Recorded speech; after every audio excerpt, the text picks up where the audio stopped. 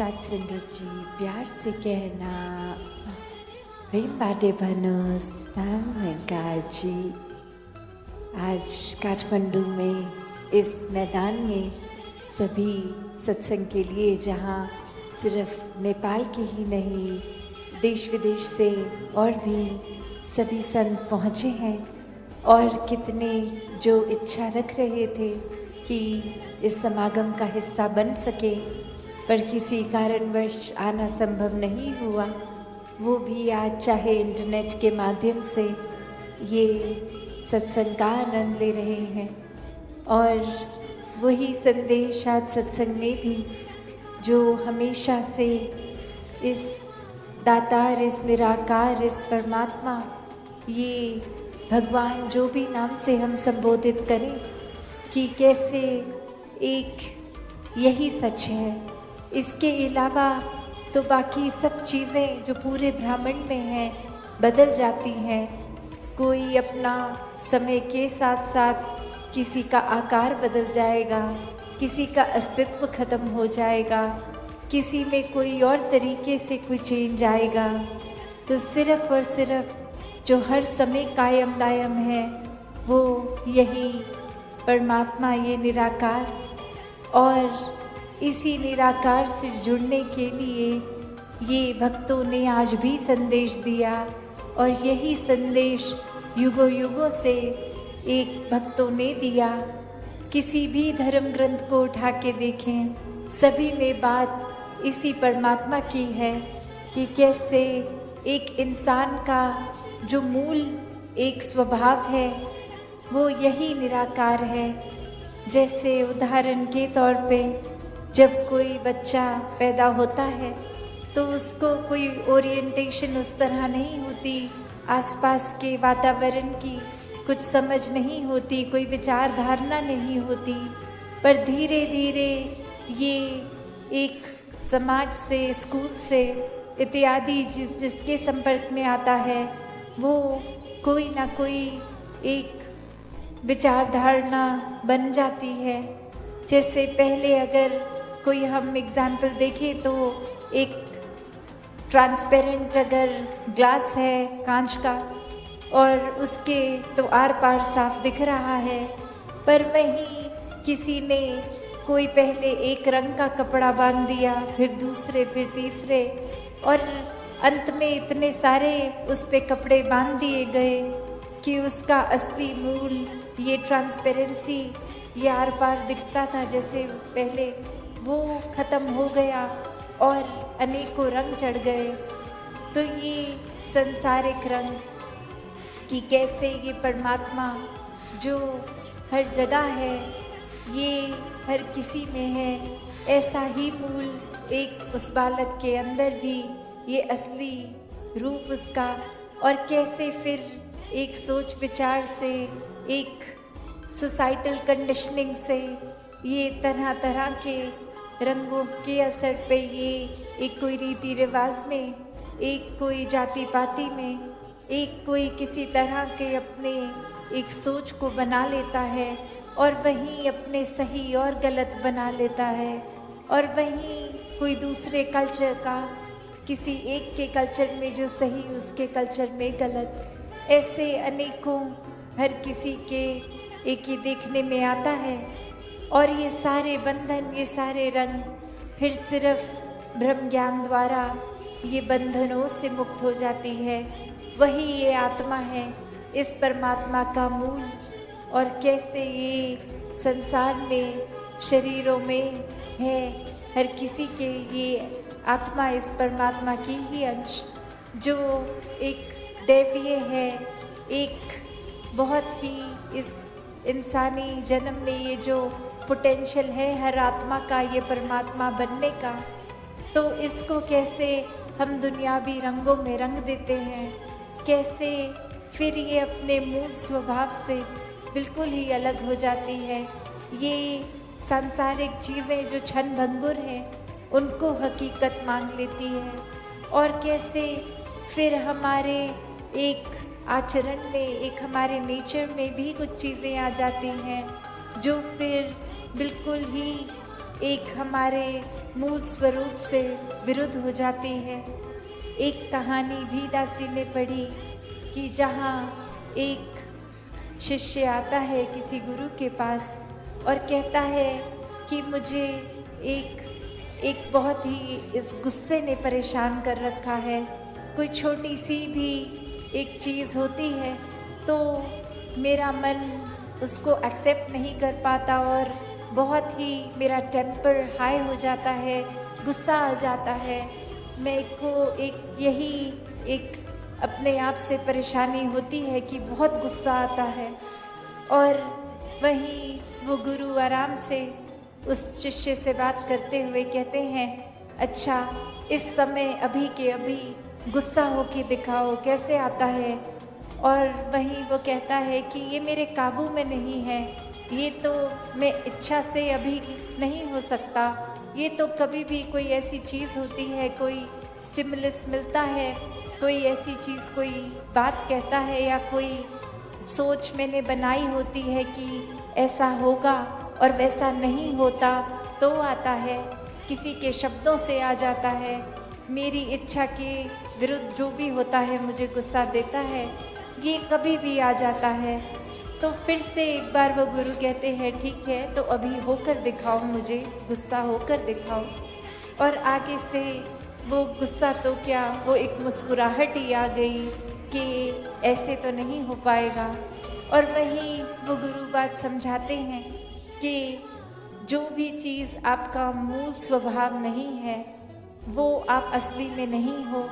तो आप अगर बार बार इस चीज़ में जाने की बजाय कि ये चीज़ तंग करती है, ये गुस्सा इस समय आपने बताया, तो उसको जीवन से हटाना है अगर, तो सबसे आसान तरीका कि अपने मूल स्वभाव को ही पकड़ो जो आप नेचुरली हो।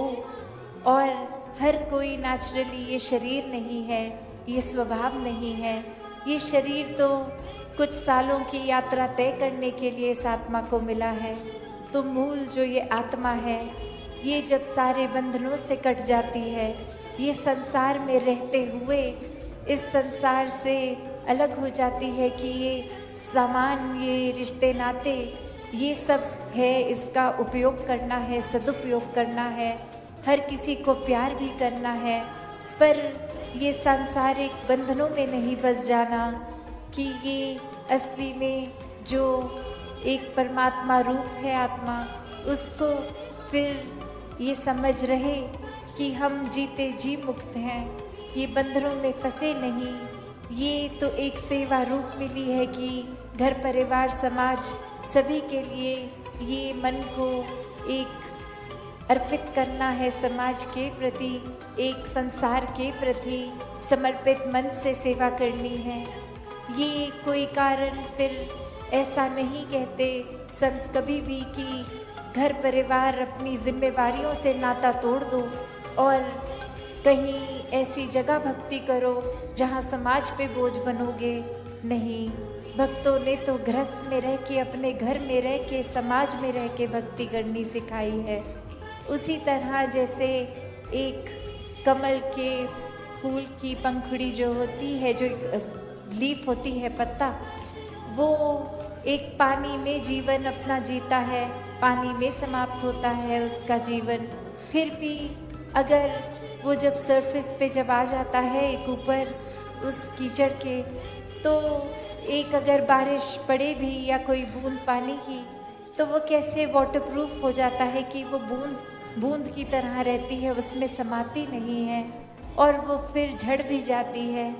तो कैसे एक उस पानी में चाहे जन्म लिया फिर भी वो असर पानी का नहीं लिया, उसी तरह हमने इस संसार में जन्म तो लिया है, पर ये संसार का असर इतना गहरा ना बनाए। हमेशा परमात्मा का ही प्रभाव अपने मन में गहरा होने दे कि कैसे हर चीज़, हर एक में ये परमात्मा ही है। किसी को ये नफ़रत करने का इस तरह वजह ना बनाए, कोई कारण अपने मन में, अपनी विचारधारणा से ना बनाए कि किसी से नफ़रत हो। सभी अपने हैं, सभी बहुत अच्छे हैं, सभी इस परमात्मा का अंश हैं, सभी श्रेष्ठ हैं। तो ऐसा प्यार ही भक्तों ने करना सिखाया है कि जब पूरी सृष्टि में कण कण में इस परमात्मा के दर्शन करते तो कैसे फिर हर जगह ही ये नज़र आएगा। और फिर ये जो एक बात है कि हम करीब जिस तरह एहसास कर पाते हैं नज़दीक होके, तो फिर ये परमात्मा में जीते जी एक में खो जाते हैं। ये एक रस हो जाते हैं। जैसे पानी में अगर शरबत घोल दें कोई रंग का, तो फिर वो पानी और वो शरबत उसी रंग के हो जाते हैं। तो वो कोई अलग अब नहीं कर पाएगा उसको, वो एक हो गए हैं।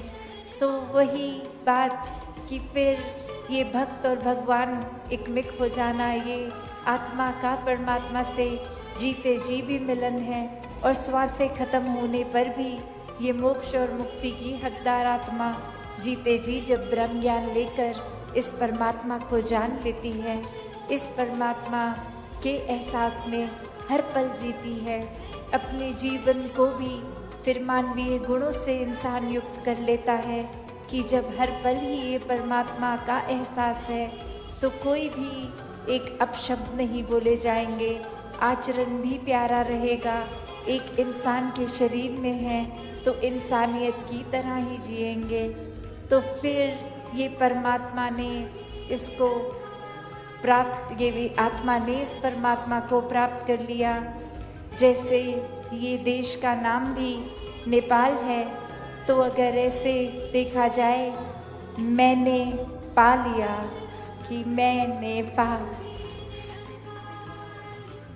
कि ये आत्मा ने परमात्मा को पा लिया, कि ये बस एक हर जगह है।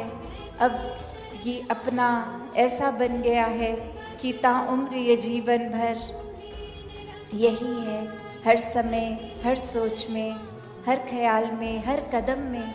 कोई भी फिर किसी को चोट पहुंचाने वाला काम होगा ही नहीं जब हर एक में इसके दर्शन होंगे।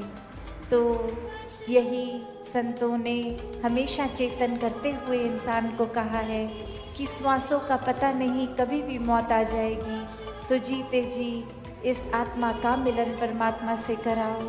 ये ब्रह्म ज्ञान से अपने जीवन को भी जहाँ एक बहुत ही सहजता से जी लोगे, वहीं जीवन खत्म होने पर ये सैल्वेशन, ये मुक्ति, ये भी प्राप्त हो जाएगी। ये सिर्फ बात जीवन खत्म होने के बाद की मुक्ति की नहीं, पर जीते जी जीवन मुक्त की बात, ये जीते जी ब्रह्मलीन होने की बात।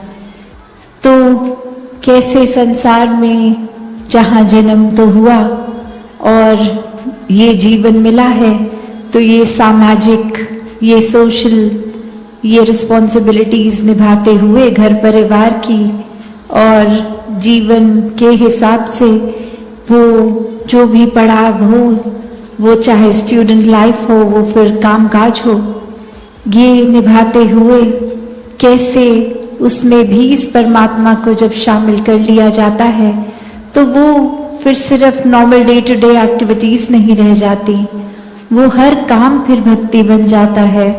हर काम करते हुए फिर ये मुक्ति ही मुक्ति है। वो बंधनों में फंसने वाली बात नहीं, वो कोई ऐसे कंडीशंस के साथ नहीं, एक उलझनों में और कॉम्प्लिकेटेड जीवन को जीने के बात नहीं।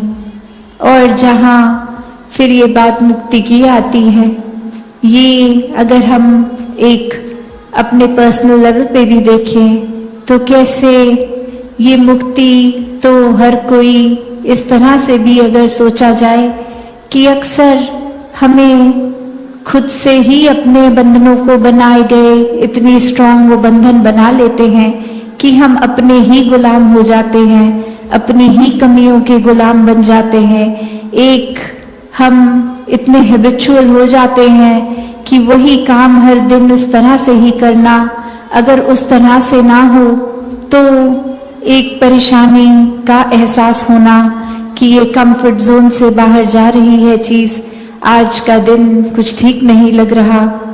तो कैसे खुद ही अपनी चीजें बना के खुद ही उसमें उलझ रहे हैं, खुद ही फिर अपने लिए कैसे जो चीजें स्मूथ भी थी उनको भी बंधनों का रूप दे दिया है। जहां एक अपने लिए आसान रास्ता चुन सकते थे, खुद ही अपने लिए ये कठिनाई बना ली। तो एक हम अगर और गहराई में अगले स्टेप पे सोचें तो यहाँ आदतों की ही सिर्फ बात नहीं, एक सोच की भी है कि मन में अगर हमने अहंकार को जगह दे दी तो फिर भी हम अपने ही गुलाम रहे कि जहाँ तक तो ये हमें कोई प्रोत्साहन मिल रहा है, कोई एक अचीवमेंट के लिए एक नोटिस किया जा रहा है, तो वहां तक तो एक मन खुश है। पर जहाँ कोई थोड़ी सी भी हमारी कमी किसी ने गिनवा दी, वो चीज पसंद नहीं आई। अब उस सोच ने भी हमें अपना गुलाम बना दिया कि जब तक एक मन खुश हो रहा है तब तक तो ठीक है, वरना फिर एक वो चीज भी ठीक नहीं रही। फिर दूसरा इंसान ही हमें खराब लगने लग गया कि अपने अंदर तो उनके कितनी कमियां हैं, वो हमें हमारी क्यों बता रहे हैं, अपने ऊपर क्यों नहीं काम करते वो। अब यहाँ ये जो एक कुछ देर का ही सही अगर चैन था भी, वो भी हमने खुद ही अपनी सोच की वजह से गवा दिया। ये जो बार बार पीस विद इन, ये सुकून की बात हो रही है, ये वही भाव कि अपना सुकून हर कोई अपने साथ अपने भीतर लेके चल रहा है। ये कोई बाहरली अवस्था नहीं है, ये अंदर से बाहर की यात्रा, जहाँ एक बाहर फिर अगर किसी के मन में सुकून है, बाहर तो फिर कुछ भी हो जाए, एक अंदर का ठहराव वैसा ही रहेगा, ये स्थिरता मन की बनी रहेगी। और अगर अंदर ही हमारे वो सुकून नहीं है तो फिर बाहर हम एक शांत से शांत जगह भी चले जाएं, एक सुंदर से सुंदर वादियों में भी चले जाएं, एक कुछ एक्टिविटीज भी ऐसी करें जहां किसी से इंटरैक्शन हो ही ना, एक एकांतता भी महसूस करना चाहें, तो भी ये टेम्पररी फिर सुकून अगर था भी तो वो चला जाएगा। वो उस पल जैसे ही हमारी सोच बदलेगी, वो ख्याल बेचैनी की ओर हमें अगली तक मोमेंट ही लेके चले जाएंगे। तो कैसे जीवन में हमें हर समय का सुकून महसूस करना है? तो बात वही कि अपने जीवन में इस परमात्मा को लाना होगा। ये परमात्मा तो वैसे भी हर समय अंग संग ही है, पर ये जो हम बेरुख हो जाते हैं, ये भूल जाते हैं, या फिर इसको अभी जानकर ये ब्रह्म ज्ञान द्वारा जीवन में लाए ही नहीं, बस कहीं सुनी डेफिनेशन से एक कोई मन में परमात्मा बना लिया। तो ये पहले देखकर, इसको जानकर फिर ही इसकी भक्ति करना संभव होता है। और ये मुक्ति के ओर जो जीते जी हमें लेकर, रास्ते को लेकर जाना है, हर पल को फिर ये आजादी फील होनी है, ये बंदिशें एक अपनी खत्म करनी है। ये जो हमने खुद ही तरह तरह के सामाजिक या एक आइडियोलॉजीज के लेके खुद अपनी सोच विचार मन के ऊपर रंग चढ़ा दिए हैं, वो धीरे धीरे रंग तोड़ने होंगे। और जितने ज्यादा हम ये कंडीशनिंग से हटते हैं, ये मन अपने ओरिजिनल स्टेट इस परमात्मा की ओर जाता है और एक में खो के इस जैसा ही बनता है। क्योंकि ये शरीर के अंदर आत्मा, ये तो पहले ही परमात्मा का हिस्सा है, और ये जब बंधनों से मुक्त हो जाती है तो अपने असली रूप की पहचान ये करती है। और कैसे फिर कुछ भी एक जबरदस्ती का सौदा नहीं लगता, हर कुछ हर पल में बहुत ही सहज लगता है। और कैसे संतों ने भी हर समय यही सिखाया कि ये जीवन हर पल जीने के लिए है, कोई भी चीज को बंदिश या मजबूरी की तरह नहीं, हर चीज को एक हर पल को जीना है, और हर पल को सही तरीके से जीना है, क्योंकि उस पल में भी जो वो डिसीजंस हो सकते हैं वो अगर इस परमात्मा को याद करते हुए लिए जाएंगे तो वो सही होगा। वरना तो मन की सुनेंगे अपनी इच्छाओं की, तो इच्छाओं ने तो कभी खत्म नहीं होना। आज एक पूरी होती है तो अगले पल एक नई इच्छा भी रेडी है। तो कैसे एक रास्ता फिर बहुत ही उलझनों का कॉम्प्लिकेटेड और हो जाता है। पर ये फोकस परमात्मा पे रखेंगे तो वाकई ही एक बहुत ही आराम से ये एक बहती नदी की तरह एफर्टलेस, फिर चाहे नदी के आगे वो बड़े बड़े पत्थर पेड़ कुछ भी आए, वो पानी अपना रास्ता खुद बना लेता है। कहीं और ये एक डाइवर्जन लेके अपना बहाव वैसे ही बहता जाता है। और ये पानी फिर किसी को ब्लेम भी नहीं करता कि हम तो बहना चाह रहे थे पर आगे इतना बड़ा ब्लॉकेज आ गया, कैसे जाएं। नहीं, ये एक ऑल्टरनेट रूट निकाल के चले ही जाता है, पानी बहता जाता है, क्योंकि वो तड़प कि इस नदी को बहकर अब इस पानी को सागर में मिलना है। तो वही भाव कि जब मन हर समय इस परमात्मा की लगन में अगर है तो फिर कुछ भी जीवन में हो ये मन भटकता नहीं, मन में वहम लेके नहीं आते। नहीं तो एक इंसान तो कभी किसी दूसरी इंसान की सिर्फ कही सुनी बात पे ही बिना फैक्ट चेक किए उसको मान लेता है कि किसी ने किसी के बारे में अगर ये बोल दिया जाए कि वो इंसान आपके बारे में कुछ बुरा कह रहा है तो मन उस बात को यकीन करके अब भाव उस इंसान के लिए ही खराब कर लेता है। और चाहे उस इंसान ने इन द फर्स्ट प्लेस बोला भी हो कुछ गलत की नहीं, हो सकता है ये कोई अपने मन से ही बात बना रहा है कि एक मनों में दरारें आए, ये फूट पैदा हो। तो जीवन हर कोई इस तरह ही जिए जहां इस निराकार इस परमात्मा का एहसास हो। और अगर हम मिशन की ओर भी देखें तो जहां ये जीवन राजमाता जी का हो या उससे पहले भी इतिहास में देखें कि हर किसी ने यही सिखाया कि इस निराकार से ज्यादा बड़ी कोई प्रायोरिटी नहीं है जीवन में। हर कोई चीज सहज बन जाती है जब मन ठीक जगह जुड़ा हो। एक फिर कोई चीज का होना ना होना बिल्कुल तंग नहीं करता। फिर यही भाव मन में होते हैं, कुछ है तो इसका सदुपयोग किया जाए और कुछ नहीं है तो ये हमारे भले के लिए नहीं होगा, इसलिए नहीं है।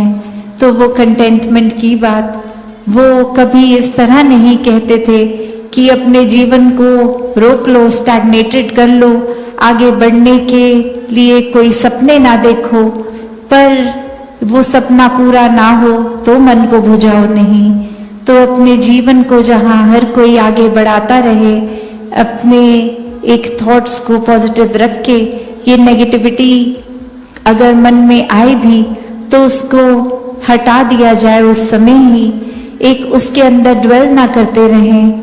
तो हर कोई ये पॉजिटिविटी की ओर रहे तो ही ये मन सुकून में रहेगा और आनंद, ये ब्लिस की अवस्था इस निराकार से एक में खो के। और तभी ये फोकस बार बार कि एक सत्संग में आए तो मन को भी सत्संग में रखें। एक सेवा कर रहे हों तो पीछे कोई ऐसा भाव ना हो कि किसी को दिखाना है सेवा कुछ करके, या फिर जब सुमिरन भी कर रहे हों तो एक मन का नाता इस परमात्मा से एक उस तरह जोड़ा जाए जो कोई इच्छाओं के वजह से नहीं, कोई प्राप्ति के वजह से नहीं, एक अनकंडीशनल लव की वजह से इस परमात्मा के साथ जुड़ा जाए। तो दासी की घड़ी पे नजर और समय साथ नहीं, दातार हर एक पे कृपा करे कि हर कोई भक्ति करता जाए। सात संगत जी, धन्यवाद जी। सात संगत जी, प्यार से कहना धन निरंकार की साथ संगत जी। आखिर महात्मा ने ऐसा क्यों कहा कि मैं नहीं मानता निरंकार को? चलिए साथ संगत जी जानते हैं इस विचार के माध्यम से। आशा है प्रवान करें और ध्यान से सुने। साथ संगत जी, एक दिन दास अपने एक पुराने मित्र महात्मा से मिला। वह भी काफी लंबे समय से इस निरंकार मिशन से जुड़े हुए हैं, लेकिन आज वह कुछ दुविधा में लगे रहे थे साथ संगत जी। फिर हम दोनों बातें करने लगे और हमने काफी समय तक साथ संगत जी इस निरंकार प्रभु के बारे में चर्चा की। लेकिन महापुरुषों, अभी भी वह महात्मा अपने उलझनों से बाहर नहीं निकल पा रहे थे। वह कह रहे थे कि यह निरंकार प्रभु क्या है? क्या यह कोई ऊर्जा है? क्या यह कोई परम शक्ति है? क्या यह सर्वव्यापक है? और क्या यह सब शक्तिमान है? और अगर ऐसा है तो फिर यह निरंकार इस अनर्थकारी युग में, इस कलयुग में अपने हस्तक्षेप से राम राज्य का निर्माण क्यों नहीं कर देता? और जब सारा संसार ही इसी का स्वरूप है तो यह अपने ही स्वरूप को इतनी तकलीफें, चाकू, गोली और ऐसी ही कई प्रकार की सजाए उपहार स्वरूप में क्यों देता है? यहां तक कि उसने यह भी कह दिया कि निरंकार प्रभु परमात्मा है भी या नहीं, या यह केवल एक कल्पना मात्र ही है। महापुरुषों, मेरे मित्र एक वकील है, लेकिन फिर भी वकील होने के बावजूद भी उनके तर्क मुझे बिल्कुल भी झुका नहीं पा रहे थे। हालांकि महापुरुषों मेरे तर्क भी उन्हें कुछ खास संतुष्टि नहीं दिला पा रहे थे साथ संगत जी। फिर तभी हम दोनों ने देखा कि सूर्य के सोने के रंग की किरणें सामने बह रहे जल पर पड़ रही थी, जिसके कारण जल में सोने जैसा पीलापन उतर आया था। यह देखकर मैंने अपने मित्र से कहा कि देखो, यदि प्रभु नहीं है तो इन सोने की किरणें और इनके सोत्र सूर्य का निर्माण किसने किया? साथ संगत जी, फूलों को खिलाने और मुरझाने की शक्ति, फूलों को खिलने और मुरझाने की शक्ति कौन प्रदान करता है? विशाल वृक्ष की जड़ में कौन रहता है? बीज के भीतर पूरा पेड़ किसकी ताकत की वजह से समाया हुआ है? साथ संगत जी, फिर दास को एक कवि की दो पंक्तियां भी याद आ गई कि तू रूप है, सुमन में सौंदर्य है, किरण में तू वेग है, पवन में विस्तार है, गगन में। और दास ने उनको समझाने की कोशिश की कि वैज्ञानिक रूप, सौंदर्य और वेग विस्तार के भौतिक कारण तो ढूंढ लेता है, लेकिन इन भौतिक कारणों को उत्पन्न करने वाली कौन सी सत्ता है? जब यह प्रश्न उभर कर आता है तो फिर पूरा विज्ञान जगत ही अपने बंगले झांकने लगता है साथ संगत जी, क्योंकि किसी भी वैज्ञानिक के पास इसका कोई भी उत्तर नहीं होता है। महापुरुषों, उस समय मुझे किसी विचारक द्वारा लिखी गई यह पंक्तियां भी याद आ गई कि खुदा या परमात्मा यथार्थ नहीं, बल्कि यह केवल कुछ बुद्धिमानों द्वारा की गई कल्पना है, और जिनके नाम पर यह काम बुद्धि वालों पर शासन करते हैं। लेकिन इस कल्पना का एक लाभ भी है, और वह लाभ यह है कि हम अपने द्वारा की गई गलतियां इस परमात्मा के माथे मारकर स्वयं को अपराध से मुक्त कर लेते हैं और फिर से अपने नए प्रयास में लग जाते हैं। तो इस प्रकार हम अपने मन को एक प्रकार से तसल्ली देते हैं साथ संगत जी। तो महापुरुषों, मुझे यह बात ध्यान जरूर आई थी, परंतु मैंने अपने मित्र से इस बात को नहीं कहा, क्योंकि यह बात मुझे भी कहीं ना कहीं कुछ बुद्धिजीवों की चतुराई का रूप लगती है। और इसलिए मैंने अपने मित्र से गोस्वामी तुलसीदास जी की यह 4 पंक्तियां कही कि बिन पग चले सुने, बिन काना कर, बिन कर्म करे विद, नाना आनंद रहित सकल रस भोगी, बिन वाणी भक्तावर जोगी। दास ने उनसे कहा कि यदि परमात्मा नहीं है तो फिर तुलसीदास जी ने इस पंक्ति में क्यों लिखा कि परमात्मा के पाँव नहीं है फिर भी वह चलता है, कान नहीं है फिर भी वह सुनता है, हाथ नहीं है फिर भी वह करता है, आंख नहीं है फिर भी वह देखता है, तभी सभी रसों को भोगता भी है और वाणी रहित होकर भी यह बहुत कुछ कहता है। लेकिन फिर भी अगर किसी को इसका अनुभव नहीं हुआ तो इसमें इस परमात्मा का तो कोई दोष भी नहीं है, क्योंकि जितनी भी चीजें हमने अभी तक अपनी आंखों से नहीं देखी है या उनका अनुभव नहीं किया है, तो क्या वह चीजें इस दुनिया में नहीं है? बिल्कुल है साथ संगत जी। तो इसके बाद फिर मेरे मित्र ने कहा कि मैंने ऐसा कब कहा, बल्कि मेरी समस्या तो यह है कि मैं इस निरंकार प्रभु परमात्मा का अनुभव नहीं कर पा रहा हूं। सतगुरु की शरण में आए मुझे लंबा समय बीत जाने के बावजूद भी मेरी यह समस्या अभी तक ज्यों की त्यों है। और यह भी सत्य है कि यह निरंकार अनंत है, इसमें हम जन्म से मृत्यु तक विचरण करते रहते हैं। इसको काटा नहीं जा सकता, इसको जलाया नहीं जा सकता, इसको गीला नहीं किया जा सकता और इसको उड़ाया भी नहीं जा सकता। यह सर्वव्यापक है, इसमें कोई संदेह नहीं है। आकाश में जितनी भी ऊंचाई तक उड़ जाओ यह सामने रहेगा। यह खाली बिल्कुल नहीं है, इसमें ऑक्सीजन भी है जिसको हम श्वास के रूप में अपने भीतर ग्रहण करते हैं और भीतर से कार्बन डाइऑक्साइड बाहर निकालते हैं। इसमें हम बोलते तो है, हमारे स्वर दूसरे के कानों तक पहुंचता है। इसका मतलब कि इसमें विस्तार की शक्ति भी है। तो इन्हीं उदाहरणों से स्पष्ट हो जाता है कि यह तो खाली बिल्कुल भी नहीं है, इसमें बहुत कुछ है जिसमें से हम केवल थोड़ा बहुत ही कुछ जानते हैं, बाकी शेष तो हम बिल्कुल भी नहीं जानते हैं। महापुरुषों दास ने फिर उनको बताया कि दरअसल आपकी बुद्धि का अहंकार ही आपको इस निरंकार प्रभु परमात्मा का अनुभव नहीं करने दे रहा है। लेकिन इस निरंकार प्रभु की सत्ता का बोध तब जरूर होता है जब यह जुबान बंद हो जाती है, जो बहुत हुआ करती थी। बहुत कुछ देखने में सक्षम यह आंखें बंद हो जाती है, ऑक्सीजन और कार्बन डाइऑक्साइड का आवागमन रुक जाता है, शरीर बासी होने लग जाता है और अंत में नष्ट हो जाता है या नष्ट कर दिया जाता है। तब प्रश्न उठता है कि किस शक्ति ने श्वासों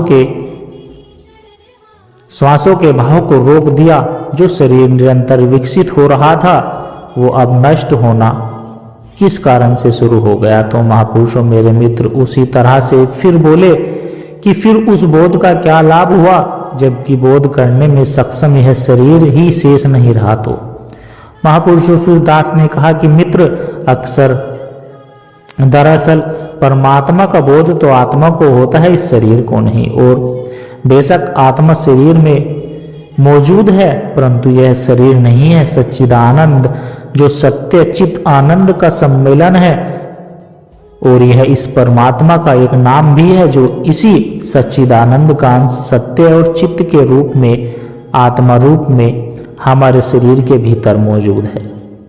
और इस आत्मा के अतिरिक्त हमारे शरीर में मन चित्त बुद्धि और अहंकार भी है और पांचवा ज्ञान इंद्रिया भी है, 5 कर्म इंद्रिया भी है, जो कि हमें दिखाई तो नहीं देती, लेकिन यह सब मिलकर हमें अतः अंत द्वंद में उलझा रही है।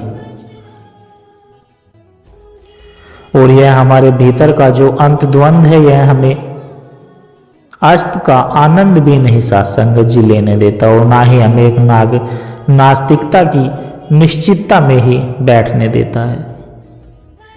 और उसके बाद दुविधा में दोनों गए माया मिली ना राम वाली हमारी स्थिति हो जाती है सत्संग जी। तो मेरे मित्र वैज्ञानिक सब चीजों का कारण प्रकृति को मान लेते हैं, परंतु इस प्रकृति का निर्माण किसने किया है, इस प्रश्न पर वे भी मौन हो जाते हैं। लेकिन इस प्रश्न का उत्तर आध्यात्मिक जगत में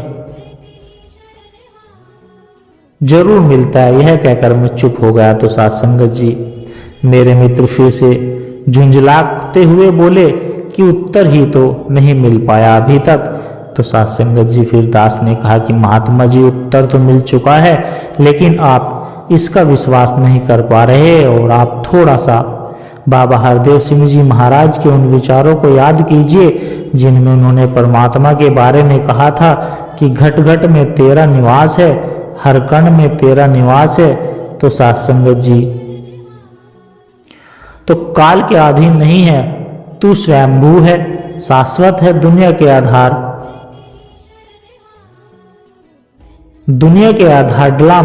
डुलेमान है। साथ संगत जी तू हमेशा रहने वाला आधार है, तू कण कण में व्यापी परमात्मा है, तू बाहर से कहाँ जाया जा सकता है। तो साथ संगत जी घट घट में ऐसे समाया हुआ जैसे मेहंदी के पत्ते में लाली समाई रहती है। और ज्ञानवान महापुरुष यह जानते हैं कि परमात्मा कण कण में है, कण कण में इससे भरपूर है, इससे कोई भी जगह खाली नहीं है, इसका कण कण ऊर्जा से भरपूर है और यह भरपूर होते हुए भी निराकार स्वरूप है। सत्संग जी तो महापुरुषों फिर मेरे मित्र बोले कि बाबा जी ने ऐसा क्यों कहा कि दास ने उनको बताया कि जो यह क्यों है, बस यह क्यों ही आपको सभी उलझनों का कारण है। साथ संगत जी क्योंकि जब आप पहली बार स्कूल गए थे तब शिक्षक महोदय ने आपको बताया कि यह ऐसे अनार है और यह आ से आम है, तो क्या तब भी आपने ऐसा क्यों किया बोला था? तो फिर वह कहने लगा कि ऐसा तो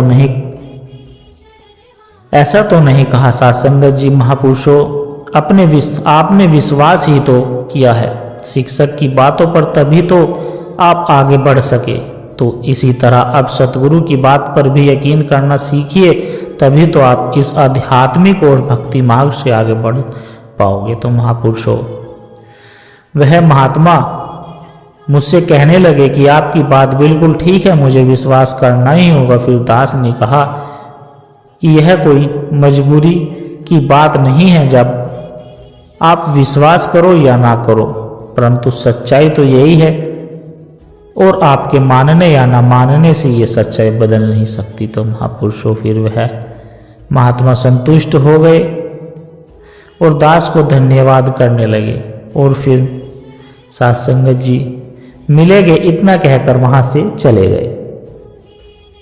उसके बाद दास इस विराट परमात्मा को देख रहा था और न जाने कब तक देखता रहा। तो महापुरुषों अब अंत में दास आपसे इतना ही कहना चाहता है कि हमारे आसपास और भी कई महात्मा ऐसे हो सकते हैं जिनको अभी तक ब्रह्म ज्ञान समझ में नहीं आया हो या उनके अभी तक इस परमात्मा पर विश्वास ना बन पाया हो जितने विश्वास की आवश्यकता इस भक्ति में होती है। तो महापुरुषों दास की आपसे यही प्रार्थना है कि ऐसे महात्माओं के पास अपना थोड़ा सा समय निकालकर इस प्रभु परमात्मा की चर्चा को अवश्य किया करें। तो महापुरुषों इसी अरदास और प्रार्थना के साथ दास अब आपसे इजाजत चाहता है। साथ संगत जी प्यारे संतों, एक छोटी सी अरदास और है।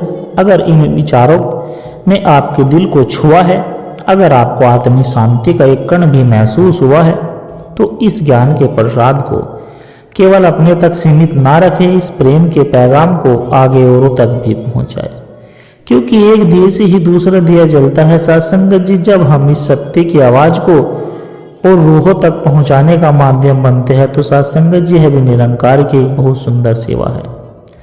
और इस ज्ञान की धारा से सदगुरु के इन विचारों से निरंतर जुड़े रहने के लिए आप इस सत्संग के डिजिटल परिवार का हिस्सा बन सकते हैं। साथ संगत जी ताकि जब भी कोई नया विचार साझा हो वह आप तक सहज ही पहुंच जाए और हमें एक दूसरे के विश्वास से बल मिलता रहे। सदगुरु हम सब की यह छोटी छोटी सेवा स्वीकार करे। साथ संगत जी प्यार से कहना धन निरंकार जी।